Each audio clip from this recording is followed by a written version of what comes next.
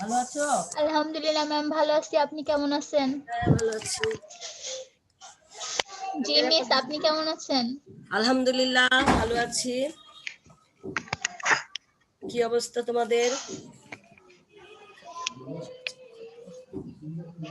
আজকে কত 28 না? এই তো ম্যাম ভালো। 28 আজকে। আজকে 28 তারিখ না? আজকে না হ্যাঁ, মিস, 29 তারিখ। 29। আচ্ছা 29 তারিখ। আচ্ছা আচ্ছা, আজকে 29 তারিখ না? 1020। আর ছাত্রীরা আসেনি? তোমার ইয়ে কোথায়? ক্যামেরা কোথায়? তোমাকে দেখতে পাচ্ছি কাউকে তো না। দেখতেছি না মিস। আমাকে দেখতে পাচ্ছ না, আমিও তোমাকে দেখতে পাচ্ছি না। দেখতে পাচ্ছ এখন? হুম। রাবেয়া, রাবেয়া লাইলা জি কোথায়? মিস। না, রাবেয়া লিজা। জি মিস। রাবেয়া লিজা, তুমি তো হাবিবা। রাবেয়া লিজা কোথায়? হ্যাঁ, তুমি হাবিবা না? আমি আছি। হ্যাঁ, তোমার ক্যামেরা কোথায়? G camera miss. আসো। আর তোমার রোল নাম্বার কত? ম্যাম 1008। 1008, 1001। ম্যাম 20। আসসালামু আলাইকুম। ওয়ালাইকুম আসসালাম। ভালো আছো? জি ম্যাম, আপনি ভালো আছেন? হ্যাঁ, আমি ভালো আছি। 1001 তোমাদের দুজনের। রাবিয়া লিজার ক্যামেরা কোথায়? আর ফরিদা, তোমারও ক্যামেরা খুলো। ক্যামেরা আসো। অনলাইনে ক্লাসে ক্যামেরা আসো। রাবিয়া লিজা কই? রাবিয়া লিজা। তারপর সালমা আক্তার। সালমা আক্তার এসছে না? সাইমা আক্তার। সাইমা আক্তার রোল নাম্বার কত? তোমরা এখানে আছো 1020, 1008, 1001। আর সাইমা আক্তার শুনতে পাচ্ছ? সাইমা আক্তার, মিস সাবিয়া আক্তার। সামিয়া আক্তার আছো? সামিয়া, জি মিস। হ্যাঁ, তোমার ক্যামেরা কোথায়? তুমি ক্যামেরা আসো। তোমার রোল নাম্বার কত? 1028। 28। জি। আচ্ছা, ক্যামেরা আসো। তো ঠিক আছে, মোটামুটি আসতেছে, মেয়েরা আসুক। আমরা আজকের 28 তারিখে না, আজকে 28 তারিখ রোববার, তোমাদের আজকে ক্লাসে স্বাগতম, অনলাইন ক্লাসে। তো আমি নাজমুন নাহার, সহকারী অধ্যাপক, রাষ্ট্রবিজ্ঞান বিভাগ, উত্তরা, ঢাকা উইমেন কলেজ। আচ্ছা, তোমরা আজকে আমি তোমাদের একটা হোমওয়ার্ক দিয়েছিলাম, মনে আছে? হোমওয়ার্কটা দিয়েছিলাম না? তোমরা ফার্স্ট ইয়ারের মেয়ে না? হোমওয়ার্ক দিয়েছি, কি বলো তো? তোমাদের হোমওয়ার্ক দিয়েছিলাম, লিখিত না। হোমওয়ার্ক দিয়েছি না তোমাদের? বলতে জি পারছো? ম্যাম। হ্যাঁ, কি জি দিয়েছি? মিস, হ্যাঁ, কি? বই দাগাইতে বলছিলেন, সৃজনশীল গুলা। হ্যাঁ, কই দেখি সৃজনশীল দাগাইতে বলছিলেন। বইগুলি কি একজন একজন করে দেখাতে পারবা? বই কিভাবে তোমরা দাগিয়েছো? দাগানো জি শেষ মিস। করেছো? দাগানো শেষ করেছো? মিস পুরোটা হয় নাই, অল্প একটু দাগাইছি মিস। কেন কেন? 4টা দাগাইছি। হোমওয়ার্ক দিলে হোমওয়ার্ক করতে হয় না? অল্প করতে হয় না? পুরোটা জি শেষ করতে হয়? মিস। পুরোটা না। শেষ করতে হয় না? তোমাদের হোমওয়ার্ক ছিল জি মিস। সৃজনশীলের কত?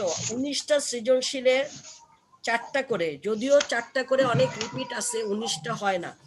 19টার মধ্যে অনেক রিপিট আছে, তাই না? তো হ্যাঁ, সেই কয়টা জি সৃজনশীল? মিস, একটা বারবার দিচ্ছে। হ্যাঁ, সেটাই বলছি, রিপিট আছে অনেক। এই জন্য মনে করো না যে 19টা 4টা করে মানে অনেক, তা না কিন্তু, বুঝছো? 19টা 4টা করে কত হয়? 4 9 36, একে 56টা হয়। আসলে 56টা না, এক একটা প্রশ্ন অনেক ভাবে রিপিট করেছে, তাই না? অনেকবার রিপিট করেছে। তাহলে কে কয়টা দাগিয়েছো বলো আমাকে, সবাই বলো, উত্তর দাও, আমি একজন একজন করে বলি। 4টা দাগাইছি। উম্মে হাবিবা, তুমি কয়টা দাগিয়েছো? উম্মে হাবিবা, হ্যাঁ, উম্মে মিস আমি হাবিবা 4টা। মাত্র 19টার মধ্যে? এটাই আমি হোমওয়ার্ক? 4টা দাগাইছি। এটা কি ঠিক? ঠিক হয়েছে? সেই কবে? সেই বৃহস্পতিবার দিন তোমাদের বলেছি, না মিস, রবি। Sorry miss. এত সরির কিছু নাই, সরির এখানে বলে লাভ হবে না। পড়লে তোমাদের লাভ, না পড়লে তোমাদের ক্ষতি। আমার কাছে সরি বলে কোনো লাভ দরকার নেই। তোমরা তাহলে এখন থেকে কি করবা, এখন থেকে একটু পড়ালেখা করো। যদি বাসায় বসে বসে তুমি দাগাও না, এটা বেশিক্ষণ দরকার হয় না। একটানা তুমি যদি 2 ঘন্টা সময় দাও হয়ে যায় কিন্তু, তাই না? আচ্ছা, আরেকজন হচ্ছে ফারিয়া। ফারিয়া বলো, তুমি কয়টা দাগিয়েছো? ফারিয়া আমি বেশি দাগাতে পারিনি, কয়টা? 5টা দাগাইছি। 5টা। আচ্ছা, আস্তে আস্তে, নতুন তো, তোমরা পারবে ইনশাল্লাহ। আস্তে আস্তে, তবে চেষ্টা থাকতে হবে, পড়তে হবে। 5টা দাগিয়েছো, 5টা পুরাটাই দাগিয়েছো? 4টা প্রশ্ন, 4টা প্রশ্ন অ্যান্সারে দাগিয়েছো? হুম, ম্যাম অনেকগুলো খুঁজে পাই নাই। পাবা পাবা, বইতে এজন্য সব আছে, খুঁজে পড়তে হবে বইটা। বইয়ের মধ্যে এমন কোনো প্রশ্ন নাই বইয়ের মধ্যে নেই, তবে খুঁজে বের করতে হবে। এই জন্য আমি তোমাদেরকে খুঁজে বের করলেই তোমার বইয়ের চ্যাপ্টারটাও পড়া হয়ে যাবে, প্রশ্নও পেয়ে যাবে। ঠিক আছে, তোমরা ওইভাবে খুঁজবে। ঠিক যে প্রশ্নটা চেয়েছে সেই পয়েন্টটা কোন জায়গায় আছে, ঠিক সেই জায়গায় খুঁজবে। পুরা বই নতুন প্রথম থেকে লাস্ট পর্যন্ত খুঁজলে পাবে না।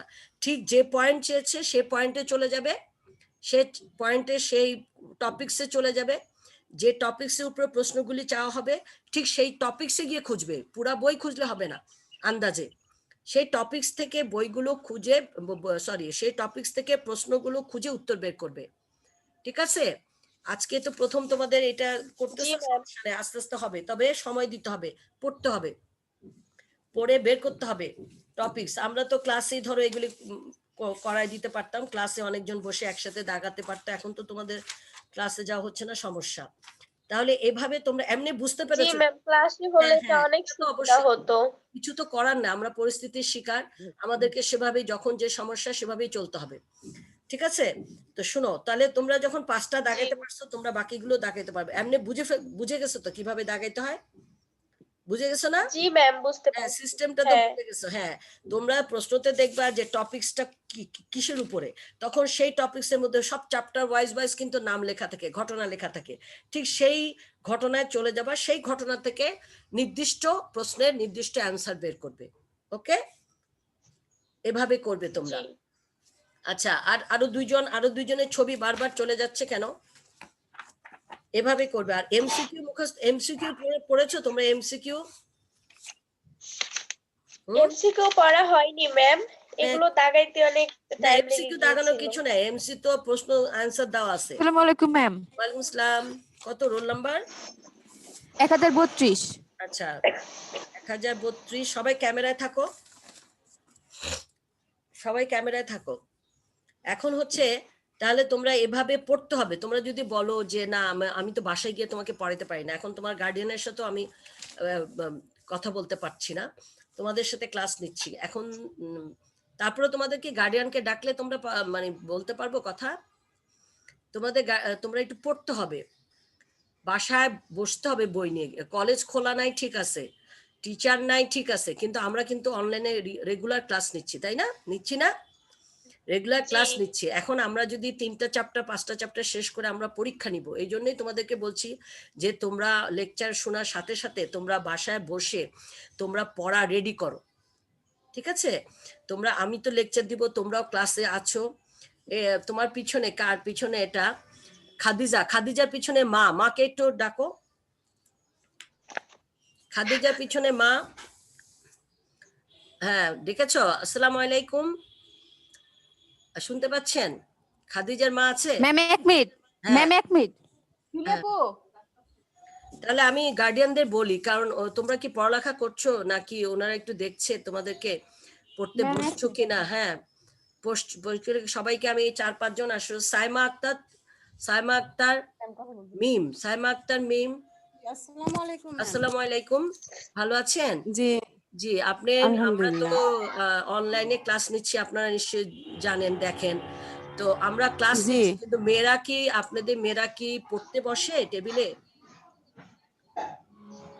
মেয়েরা কি পড়তে বসে? তা তো বসেই যতটুকু না, পারে। আপনারা একটু খেয়াল রাখবেন, কারণ যেহেতু আমাদের সাথে তো ওদের ফিজিক্যালি সম্পর্ক এখন নেই, আমরা এই অনলাইনে জি যতটুকু চেষ্টা করছি, যতটুকু পারছি চেষ্টা করছি। এখন আপনাদেরকে একটু কষ্ট করে, হ্যাঁ, আপনাদেরকে একটু কষ্ট জি করে মেয়েদেরকে টেবিলে বসাইতে হবে, যে তোমরা টাইমলি পড়তে বসো। সন্ধ্যা একবার, সকালে একবার, একটু খেয়াল করবেন আপনারা। কারণ আমি জি গত জি বৃহস্পতিবারে ক্লাসে হোমওয়ার্ক দিয়েছিলাম, তো সেগুলো শেষ করতে পারেনি তারা, কিন্তু শেষ 2 দিন ছিল, বৃহস্পতিবারে দিয়েছি, বৃহস্পতিবার ছিল, শুক্র শনি ছিল, ওরা হোমওয়ার্ক কমপ্লিট করতে পারেনি। তা এখন বাসায় কিভাবে পড়বে, কেমনে পড়বে সেটা একটু আপনাদেরকে খেয়াল রাখতে হবে। সব গার্ডিয়ানের উদ্দেশ্যে আমি বলছি যে আপনারা একটু কষ্ট করে খেয়াল রাখবেন আপনার মেয়েরা পড়তে বসছে কিনা। যেমন কলেজ খোলা থাকলে পড়তে বসতো, ঠিক সেভাবেই পড়তে বসবে। কারণ কলেজে হয়তো আমরা ক্লাস নিচ্ছি না, কিন্তু অনলাইনে সেই 40 মিনিটস করে আমরা সেভাবেই ক্লাস নিচ্ছি। ঠিক আছে? জি আচ্ছা আচ্ছা আপনারা একটু খেয়াল রাখবেন আপনাদের মেয়েদের প্রতি, যে আপনার মেয়েরা বাসায় বসে পড়ালেখা করছে কিনা, এটা একটু খেয়াল রাখলেই হবে।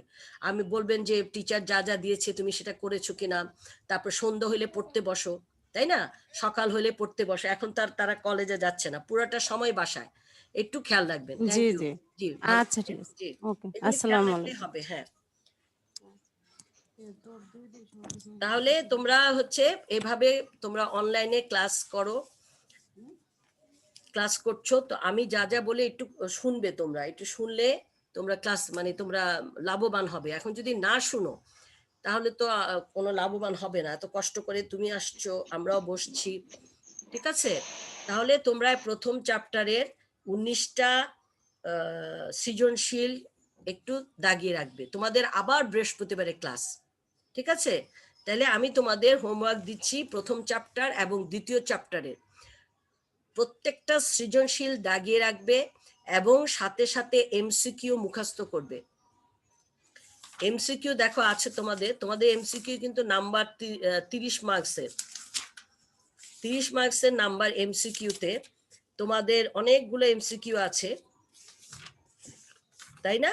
অনেকগুলো আছে, সেগুলো অনেকবার রিপিট হয়। ম্যাম প্রথম চ্যাপ্টারে? হ্যাঁ, প্রথম চ্যাপ্টার দ্বিতীয় চ্যাপ্টার। তোমরা আগে সৃজনশীল প্রথম চ্যাপ্টার দ্বিতীয় চ্যাপ্টার, আজকে রবিবার, আবার আগামী বৃহস্পতিবারে তোমাদের সাথে আমার দেখা হবে। কতদিন বাকি? রবিবার, সোম, মঙ্গল, বুধ, বৃহস্পতি, 4 দিন। 3 দিন তোমরা পাবে এই প্রথম চ্যাপ্টার আর দ্বিতীয় চ্যাপ্টারের সৃজনশীলগুলি। এরপরে বলবা যে ম্যাডাম 5টা দাগিয়েছি, 4টা দাগিয়েছি, এটা হবে না। প্রথম চ্যাপ্টারে শেষ করবে এই 3 দিনে, দ্বিতীয় চ্যাপ্টারও এই 3 দিনে। প্রশ্নের অ্যান্সার গুলো শুধু আমি দাগিয়ে রাখতে বলেছি, মুখস্থ করতে বলিনি। কিন্তু আমি বলেছি চ্যাপ্টারের প্রশ্ন, সৃজনশীলের প্রশ্নের অ্যান্সার গুলি দাগানো, আর পাশে পাশে এমসিকিউ মুখস্থ করা, ঠিক আছে? এরপরে 2-3 চ্যাপ্টার হলে কিন্তু এরপরে আমি পরীক্ষা নিব। এই জন্যই তোমাদেরকে লেকচার মানে ক্লাসে থাকার সাথে সাথে বাসায় বসে পড়ালেখা করতে হবে। ক্লিয়ার? হ্যাঁ, বাসায় বসে পড়তে হবে। যেমন তুমি ক্লাসে গেলে পড়তে, পরীক্ষা হলে পড়তে, ঠিক সেভাবেই পড়তে হবে তোমাকে। এবং আমরা পরীক্ষাও নেই, আমরা সেকেন্ড ইয়ারদের প্রতিদিন পরীক্ষা নিচ্ছি। তোমাদেরকে পড়ায় পরীক্ষা নিব। 2-3 চ্যাপ্টার হলেই পরীক্ষা নিব, 2-3 চ্যাপ্টার হলেই পরীক্ষা নিব। তোমাদের মোট টোটাল 10টা চ্যাপ্টার আছে, ভয়ের কোনো কারণ নেই। তোমরা স্মুথলি ভালো করে অল্প অল্প করে আগাও, অসুবিধা নাই, অল্প অল্প করে আগাও। আমাদের কিন্তু 3 চ্যাপ্টার, তৃতীয় চ্যাপ্টার পর্যন্ত মোটামুটি আমরা বুঝিয়েছি। এখন আমি স্টপ থাকলাম, কারণ এই 3টা চ্যাপ্টার না পড়ে চতুর্থ চ্যাপ্টারে গেলে লাভ হবে না, ঠিক আছে? এই 3টা চ্যাপ্টার আগে শেষ করো, সৃজনশীল দাগানো শেষ করো, এমসিকিউ শেষ করো, তারপর আমরা চতুর্থ চ্যাপ্টারে চলে যাব। এটার জন্য আমি তোমাদেরকে বৃহস্পতিবার পর্যন্ত সময় দিলাম। প্রথম আর দ্বিতীয়, তৃতীয় না, প্রথম আর দ্বিতীয়, এই দুটো সৃজনশীল দাগাবে এবং এমসিকিউ মুখস্থ করবে। আচ্ছা, এই দুটো চ্যাপ্টার সবাই খুলো। বই আছে না সবার সামনে? বই আছে? হ্যাঁ, আর থাকলে একটু তোমরা কথা বলো, কথা না বলে ক্লাস ম্যাম কথা বলো। হ্যাঁ, এখন বলো এই 2 চ্যাপ্টারের মধ্যে প্রথম চ্যাপ্টার খুলো, দেখো তো জি তোমার কোনো মিস। সমস্যা বা কোনো কিছু বুঝতে পারছো না, এরকম কিছু আছে? প্রথম চ্যাপ্টারটা কি? ব্রিটিশ ভারতে প্রতিনিধিত্বশীল সরকারের বিকাশ ও ভারত বিভাগ, তাই না? হ্যাঁ, এখানে তোমাদের বুঝার ম্যাম কিছু বাকি আছে, বললে না বুঝলে বলো। এখানে কি কি রয়েছে? সবাই প্রথম চ্যাপ্টারটা খুলো। এখানে কি রয়েছে দেখো, শিখন ফল, প্রথম পৃষ্ঠায়, তাই না? দেখেছো না? হ্যাঁ, শিখন ফলে কি কি ম্যাম প্রথম চ্যাপ্টারে পড়ছো?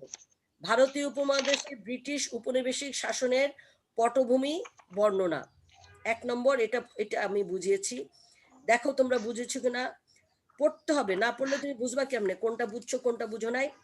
তারপরে 2 নম্বর পড়িয়েছি ভারতীয় কাউন্সিল আইন 1861-92 এর গুরুত্ব ব্যাখ্যা। তারপর 3 নম্বর ভারতীয় জাতীয় কংগ্রেস প্রতিষ্ঠার গুরুত্ব বিশ্লেষণ। তারপর বঙ্গভঙ্গের কারণ ব্যাখ্যা এবং ফলাফল, সেটা 1905 সালে হয়েছিল। এইভাবে তোমরা পড়বে। আর এগুলো আমি বুঝিয়েছি। এখন তোমাদের কাজ হবে সৃজনশীল দাগাইতেই তোমাদের এই বইটা সম্পর্কে অবগত হয়ে যাবে, চ্যাপ্টারটা সম্পর্কে তোমরা সব বুঝে ফেলবে। এইটা হচ্ছে কথা। আর তোমরা যদি এমসিকিউ মুখস্থ করো তাহলে তোমাদের এই চ্যাপ্টার সম্পর্কে তোমাদের সব অবগত হয়ে যাবে। প্রশ্ন কেমন আসে, কি ধরনের প্রশ্ন তোমাকে মুখস্থ করতে হবে। এই পুরো চ্যাপ্টারটা তো আমি মুখস্থ করতে পারবো না, পারবো? সেই জন্য আমাকে বিশেষ বিশেষ যে প্রশ্নগুলো আসে সেগুলোর উত্তর মুখস্থ করতে হবে। ক্লিয়ার?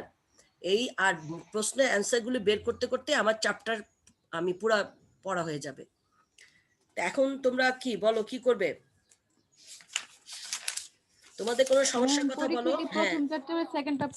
হ্যাঁ, এটা তো করবে। আমি বলতেছি এখন ক্লাসে কারো কোনো বুঝার ব্যাপার আছে, বলার কিছু ব্যাপার আছে, বলো। কথা বলতে হবে, কথা না বলে তো আমি বুঝবো না। প্রথম চ্যাপ্টার সম্পর্কে তোমরা প্রথম চ্যাপ্টারটা এই যে দাগাইতে পড়ছো, কিছু পড়েছো না? তোমরা বঙ্গভঙ্গ পড়েছো? ছাত্রীরা কথা বলতে হবে। বঙ্গভঙ্গ পড়েছো ফারিয়া? ম্যাম বঙ্গভঙ্গ তো যায়নি। বঙ্গভঙ্গ প্রথম চ্যাপ্টার প্রথম পৃষ্ঠায় আমি বললাম না যে তোমরা দেখো শিখন ফল কি কি শিখবা তুমি। হ্যাঁ ম্যাম পড়ছি। পড়ছো? হ্যাঁ, বলতে পারছো না না? হ্যাঁ, এগুলো একটু খেয়াল করো যে প্রথম চ্যাপ্টারে কি রয়েছে আমাদের। প্রথম চ্যাপ্টার দেখো শিখন ফল কি কি পড়বে।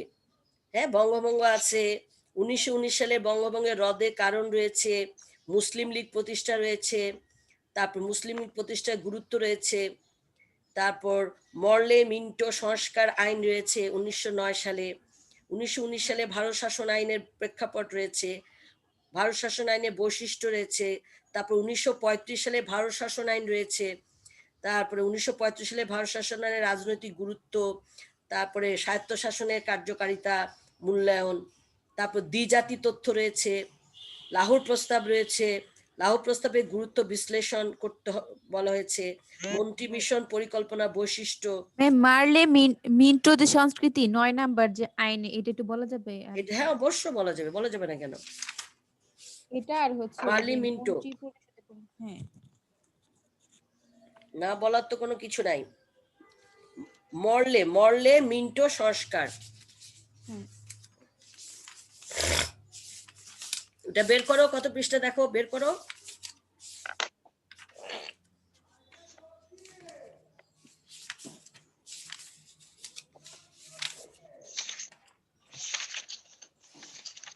পেয়েছো? এই যে, হ্যাঁ এই যে 115 পৃষ্ঠা পেয়েছো?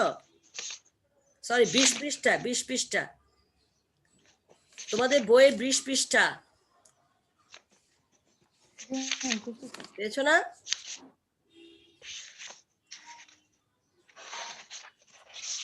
এটা আমি বুঝিয়ে দিয়েছি। 20 তোমাদের বইয়ের 20 পৃষ্ঠা, পৃষ্ঠা নং হচ্ছে 20। হ্যাঁ পাইছি। হ্যাঁ পেয়েছো। সেখানে দেখো মরলে মিন্টোটা কত সালে হয়েছিল? 1909 সালে। হ্যাঁ, এটার পটভূমি মানে এটার সূচনা কি, এটা কেন হয়েছিল দেখো। ভারতীয় কাউন্সিল আইন 1861 ও ভারতীয় কাউন্সিল আইন 1892 মধ্যে বেশ কিছু ত্রুটি বিচ্যুতি বা সীমাবদ্ধতা থাকায় তা ভারতীয় জনগণকে পুরোপুরি সন্তুষ্ট করতে ব্যর্থ হয়। কি হয়?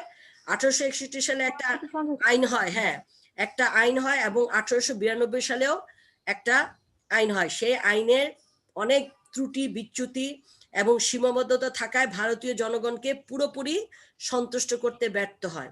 তখন কি ছিল? ব্রিটিশ ভারত ছিল।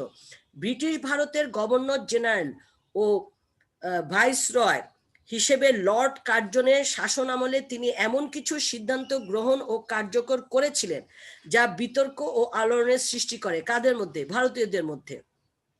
লর্ড কার্জনের এইসব সিদ্ধান্ত ভারতীয় জনগণের একাংশের মধ্যে ক্ষোভ ও অসন্তোষ সৃষ্টি হয়। এটা হচ্ছে কারণ। তারপর এই অবস্থার প্রেক্ষাপটে মানে এই যে আইনগুলো হয় সেগুলো ছিল ত্রুটি বিচ্যুতি, এবং এর কারণে ভারতীয়বাসীদের মধ্যে একটা কি হয়, বিতর্ক সৃষ্টি হয়। এবং এই প্রেক্ষাপটে, এই বিতর্কের প্রেক্ষাপটে ইংরেজ শাসকগণ সাংবিধানিক সংস্কার সাধন করে ভারতীয় জনগণের দাবি পূরণ ও তাদের অসন্তুষ্ট দূর করার জন্য বড়লাট ও ভাইরস লর্ডস মিন্টোর সাথে ভারত সচিব লর্ড মর্লির মধ্যে দীর্ঘদিন ধরে পত্রালাপ চলে। এই যে ঘটনাগুলি ঘটেছে সেগুলো নিয়ে দীর্ঘদিন ধরে কি হয়, পত্রালাপ চলে। এসব আলোচনা পর্যালোচনার আলোকে এই আলোচনা পর্যালোচনার আলোকে 1908 সালে 17 ডিসেম্বর লর্ড মর্লি ব্রিটিশ পার্লামেন্টের উচ্চকক্ষ লর্ড সভায়, উচ্চকক্ষ হচ্ছে আদালত, উচ্চকক্ষ লর্ড সভায় একটি ভারতীয় পরিষদ দল উপস্থাপন করে। কি করে? একটি ভারতীয় পরিষদ বিল উপস্থাপন করে কারা? ভারতীয়রা। এবং 1909 সালে 25 মে বিলটি ব্রিটিশ পার্লামেন্টের উভয় কক্ষে পাশ হলে তা আইনে পরিণত হয়। বুঝতে পারছো তোমরা? জি ম্যাম, জি হ্যাঁ ম্যাম। হ্যাঁ, এটা হচ্ছে 1919 সালে বিশেষ, এগুলো তো সব ঐতিহাসিক ঘটনা, এই জন্য এগুলিকে খুব মনোযোগ দিয়ে গল্প, আমরা যেমন গল্প বই পড়ি না, এভাবে পড়তে হবে, পড়লে খুব মনোযোগ দিয়ে তারপরে বুঝতে পারবে। তারপরে সেটা হয়েছিল এই কারণে, মোট কথা ব্রিটিশরা সব সময় ভারতীয় বা হিন্দু বলো, ভারতীয় মুসলমানদের উপর সবসময় অত্যাচার করে গিয়েছে এবং তাদের কখনো মানে তাদের আশা আকাঙ্ক্ষা পূরণ করেনি, বিভিন্ন সময় বিভিন্নভাবে তাদেরকে চাপে রেখেছে। এইসব কারণে এই ঘটনাগুলো ঘটে। হ্যাঁ, তারপরে সেই বিভিন্ন আইনে যে পাশগুলো হচ্ছে সেগুলো তাদের ভিতরে অসন্তুষ্ট দেখা দেয়, যার কারণে ভারতীয় পরিষদ বিল উপস্থাপন করে এবং 1909 সালে 25 মে বিলটি ব্রিটিশ পার্লামেন্টের উভয় কক্ষ মানে উচ্চকক্ষ নিম্নকক্ষ উভয় কক্ষে পাশ হলে তা আইনে পরিণত হয়। এই আইনটি ছিল 1909 সালে ভারতীয় কাউন্সিল পরিষদ আইন বা মর্লি মিন্টো সংস্কার আইন। ক্লিয়ার? বুঝতে পেরেছো এবার? হ্যাঁ, এটা কেন হয়েছিল? মর্লি মিন্টো হ্যাঁ। মূলত কি? এটা মানে এটা বুঝি নাই। কোনটা বুঝো নাই? এই যে মর্লি মিন্টো, এটা নাম, আচ্ছা এটা হচ্ছে ভারতীয় সংস্কার, উপরই তো আছে ভারতীয় কাউন্সিল আইন, এটা একটা কাউন্সিল আইন, এটার নাম হচ্ছে বা, দেখো না লেখা আছে উপরে, কি লেখা আছে? হ্যাঁ, হ্যাঁ, ভারতীয় জি, ম্যাম। কাউন্সিল আইন বা মর্লি মিন্টো সংস্কার আইন, এটা নাম আর কি। ঠিক আছে, তাহলে এই হচ্ছে ঘটনা। এরপরে বলো তোমরা কোনটা কোনটা বুঝো না, তোমরা চ্যাপ্টার উল্টিয়ে যাও, উল্টে দেখো, তারপর আমাকে বলো। মিস 1919 সালের যে ভারত শাসন ওইটা একটু বুঝান। আচ্ছা, 1919 সালে ভারত শাসন আইন না? আচ্ছা, এই তো, তোমরা যদি নিজেরা পড়ালেখা জি করো মিস। তাহলে তোমরা আমাকে প্রশ্ন করতে পারবে, কিন্তু পড়ালেখা না করলে কিছুই বুঝবে না, আমাকে প্রশ্নও করতে পারবে না। আচ্ছা, 1919 সালে ভারত শাসন আইন, তাই না? আবার এটার আরেকটা নাম রয়েছে, দেখো পাশে, মন্টেগু চেমসফোর্ড সংস্কার আইন, তাই না? মন্টেগু চেমসফোর্ড সংস্কার আইন, এটার আরেকটা নাম। আচ্ছা, এটা হচ্ছে 1914 সালে প্রথম বিশ্বযুদ্ধ যখন শুরু হলে ব্রিটিশ সরকার ভারতবাসীদের সাহায্য সহযোগিতা কামনা করে। কি করে? ব্রিটিশ সরকার যেমন প্রথম বিশ্বযুদ্ধে ব্রিটিশ সরকার ভারতবাসীদের সাহায্য সহযোগিতা কামনা করে। ভারতে তখন স্বায়ত্তশাসন অর্জনের জন্য আন্দোলন চলছিল। স্বায়ত্তশাসন মানে কি? জি ম্যাম, এটাই প্রশ্ন করতে হ্যাঁ, চাইছিলাম। স্বায়ত্তশাসন হচ্ছে নিজেদের, আমরা যখন এখন বাংলাদেশি, আমাদের একটা নিজস্ব শাসন ব্যবস্থা রয়েছে না, স্বায়ত্তশাসন। স্বায়ত্ত মানে আমরা, আমাদের শাসন আমাদের দেশের, আমরা থাকবো, আমাদের শাসন আমাদের দেশে চলবে, ঠিক আছে? অন্যের শাসন নিয়ে আমি চলবো না। ক্লিয়ার? হ্যাঁ, তখন তারা কি করছিল? ভারতে তখন স্বায়ত্তশাসন অর্জনের জন্য আন্দোলন চলছিল। স্বায়ত্তশাসন প্রদানের অঙ্গীকারের বিনিময়ে ভারতবাসীগণ প্রথম বিশ্বযুদ্ধ ব্রিটিশ সরকারকে সহযোগিতা প্রদান করার প্রতিশ্রুতি প্রদান করে। প্রথম বিশ্বযুদ্ধে যখন সাহায্য সহযোগিতা দরকার ছিল ব্রিটিশদের, তখন ভারতবাসীরা কিসে ছিল? স্বায়ত্তশাসন আন্দোলনে তারা জড়িত ছিল।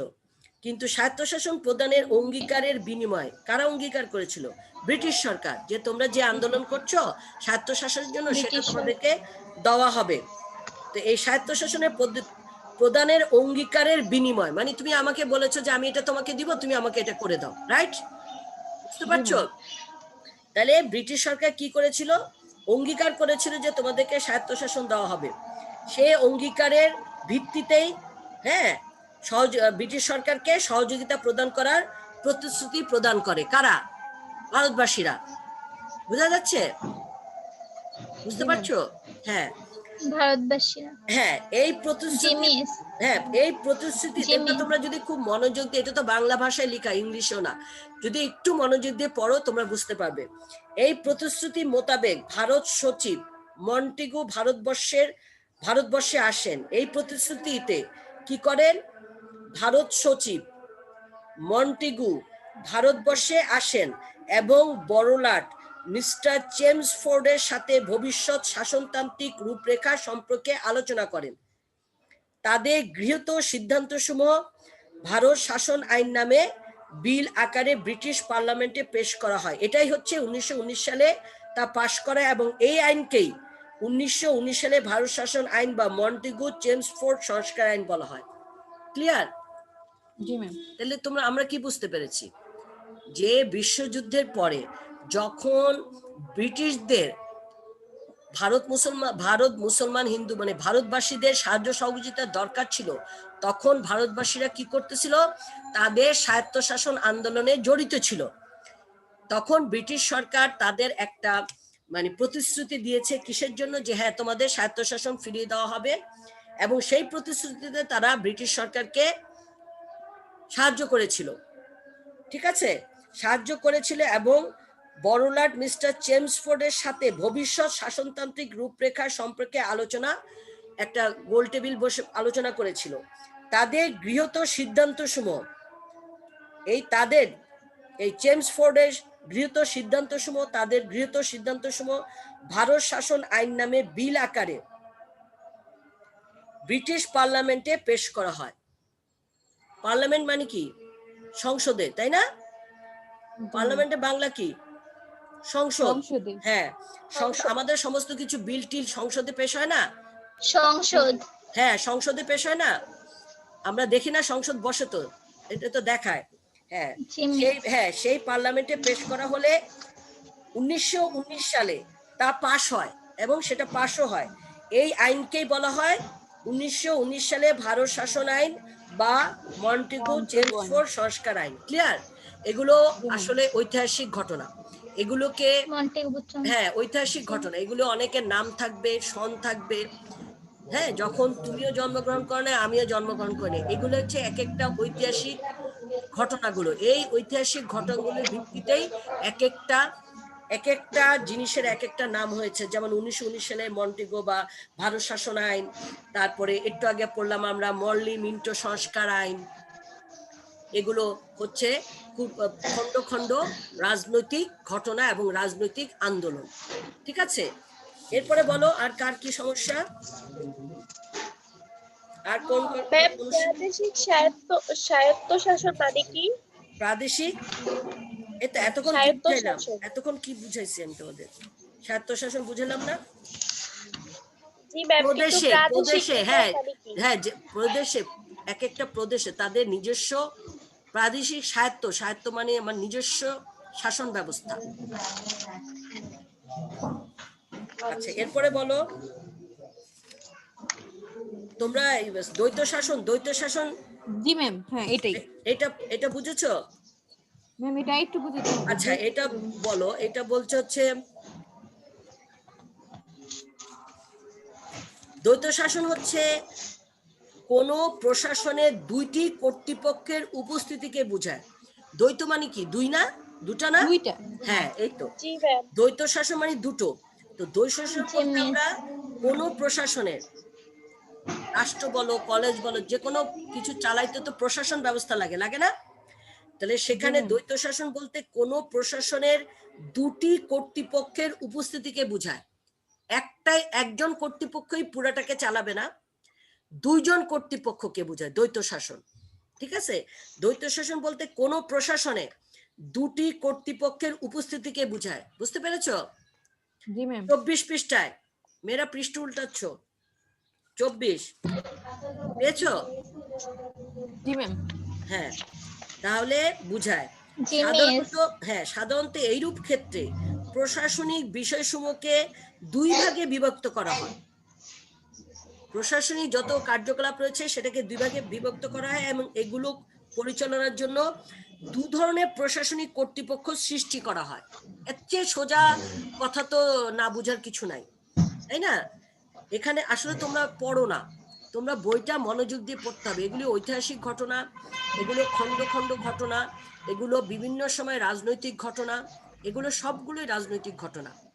তাহলে কি হয়? দ্বৈত শাসন হচ্ছে দুটি কর্তৃপক্ষের উপস্থিতিকে বোঝায়। সাধারণত এইরূপ ক্ষেত্রে প্রশাসনিক বিষয়সমূহ দুই ভাগে বিভক্ত করা হয় এবং এগুলো পরিচালনার জন্য দুই ধরনের প্রশাসনিক কর্তৃপক্ষ সৃষ্টি করা হয়। 1919 সালে ভারত শাসন আইন দ্বারা প্রদেশগুলোতে এইরূপ দ্বৈত শাসন প্রবর্তন করা হয়েছিল। কবে করা হয়েছিল?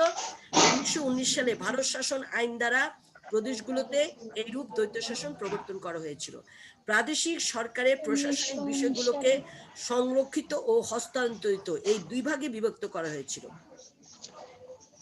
প্রাদেশিক সরকারগুলোকে প্রশাসনিক বিষয়গুলোকে সংরক্ষিত ও হস্তান্তরিত করা হয়েছিল, এই দুই ভাগে বিভক্ত করা হয়েছিল। তারপর এই এটা কিন্তু প্রতিশ্রুতি দায়িত্ব শেষে দ্বৈত শাসন কি শেষ পর্যন্ত কি হয়? ব্যর্থ হয়। দেখা আছে নিচে আছে না? প্রশাসনিক কি হয়? ব্যর্থ হয়। ব্যর্থ হয় হ্যাঁ, পরে এই প্রশাসনিক ব্যবস্থাটা পরে ব্যর্থ হয় এবং সেই পয়েন্টস গুলো আমি তোমাদেরকে, ব্যর্থ হয়। হ্যাঁ ব্যর্থ হয় কেন হয় সেই ইয়েগুলো আমি তোমাদেরকে বুঝিয়েছি, পয়েন্টস গুলো দেখে নিবে। তোমাদের এইভাবে প্রশ্ন আসবে, জ্ঞানমূলক প্রশ্ন আসবে। দেখো দ্বৈত শাসন কি বা দ্বৈত শাসন বলতে কি বুঝো? অনুধাবনও আসতে পারে, দ্বৈত শাসন ব্যর্থতার দুটি কারণ উল্লেখ করো। এভাবে তোমাদের প্রশ্ন আসবে। তোমাদের তো আর বড় বড় প্রশ্ন আসবে না যে দ্বৈত শাসনের কি কি ব্যর্থতার কতগুলো কারণ রয়েছে, যেমন এখানে 11টা কারণ আছে, তোমরা তো সেটা আসবেও না, তোমরা দিতেও পারবে না, কারণ তোমাদের নাম্বার কম, 1 2 3 4, তাই না? তাহলে তোমরা যেমন দ্বৈত শাসন সম্পর্কে তোমরা ভালোভাবে অবগত হবে, কাকে বলে সেই জিনিসটা। তারপরে দ্বৈত শাসন যদি বলে যে দ্বৈত শাসন ব্যর্থতার কারণ, দুটি কারণ উল্লেখ করো, তখন তুমি এখান থেকে ব্যর্থতার কারণগুলো, দুটো কারণ, তিনটা কারণ মুখস্থ করে রাখবে। পুরা কারণ আসে না, আসবেও না, তোমাদের নাম্বার কম, সৃজনশীল। তো তোমরা একটা দুটা করে দ্বৈত শাসনের ব্যর্থতার কারণ মুখস্থ করবে এবং দ্বৈত শাসন কি বা কাকে বলে এটা জ্ঞানমূলক প্রশ্ন আসতেই পারে। দ্বৈত শাসন বলতে কি বুঝো অনুধাবনেও আসতে পারে, আর বৈশিষ্ট্য অনুধাবনে আসতে পারে। ক্লিয়ার? এবার বলো আর কি বলো, আর কার কি সমস্যা? এই তো তোমরা পড়তে হবে, পড়লে আরো সমস্যা পাবে, পড়লে তোমরা আরো সমস্যা পাবে। বলো যার যা সমস্যা আগেই তোমরা রাত্রেবেলায় রেডি করে রাখবে, পড়ালেখা করবে, আর যার যা সমস্যা দাগিয়ে রাখবে।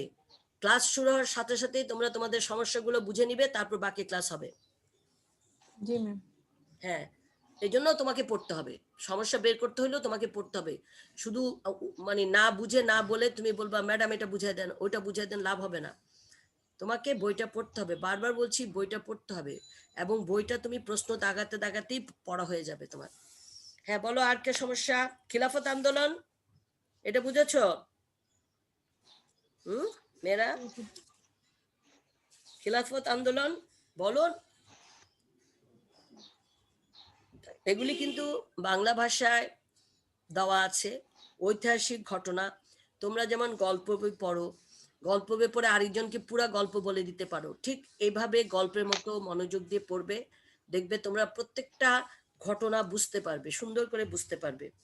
এটা তো আর মুখস্থ করার জিনিস না, তুমি জোরে জোরে পড়ে পড়ে মুখস্থ করবে, এটা না। তোমাকে এক একটা, যেমন খেলাফত আন্দোলন 1919 থেকে 1922, এই আন্দোলনটা কি সেটা জানতে গেলে তুমি দেখবে রিডিং পড়বে, জানা হয়ে যাবে তোমার।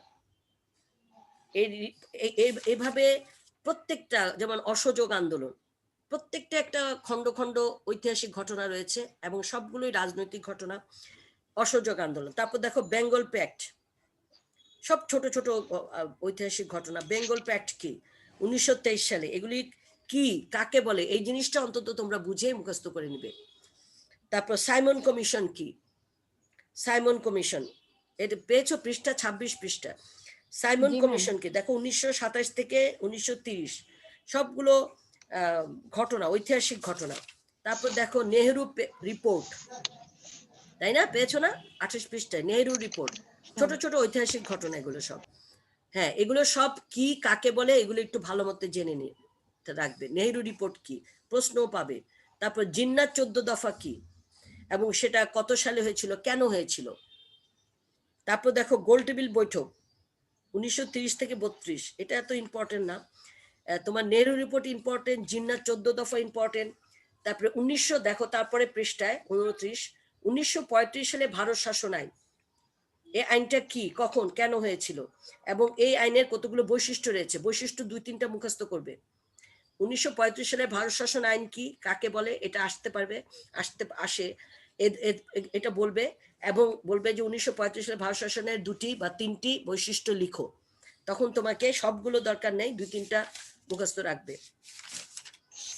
এই তো, তারপরে এগুলি ইম্পর্টেন্ট আর কি। তারপরে 1900 ভারত শাসন আইনের প্রাদেশিক স্বায়ত্তশাসন কি, সেটা 1935 সালে হয়েছিল। এই তো, এগুলি তো। তারপর লাহোর প্রস্তাব, দেখো লাহোর প্রস্তাব আছে, এটা ইম্পর্টেন্ট। লাহোর প্রস্তাবটা ইম্পর্টেন্ট, 1940 সালে 39 পৃষ্ঠা দেখো। জি ম্যাম। লাহোর প্রস্তাব কি, কত সালে হয়েছিল, এটা 1940 সালে হয়েছিল। হ্যাঁ, এটা কি।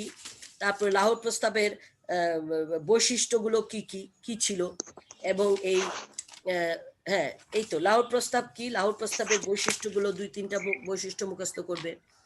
যার যেটা আছে এমনি প্রশ্নতেই তোমরা পাবে, ওই যে সৃজনশীল পড়ে প্রশ্নের মধ্যেই পাবে এগুলো। তারপর দেখো মন্ত্রী মিশন পরিকল্পনা, এ দেখো 42 পৃষ্ঠায় 1942 সালে ক্রিপস মিশন কি, ক্রিপস মিশন। তারপর মন্ত্রী মিশন পরিকল্পনা কি, এটার বৈশিষ্ট্য রয়েছে।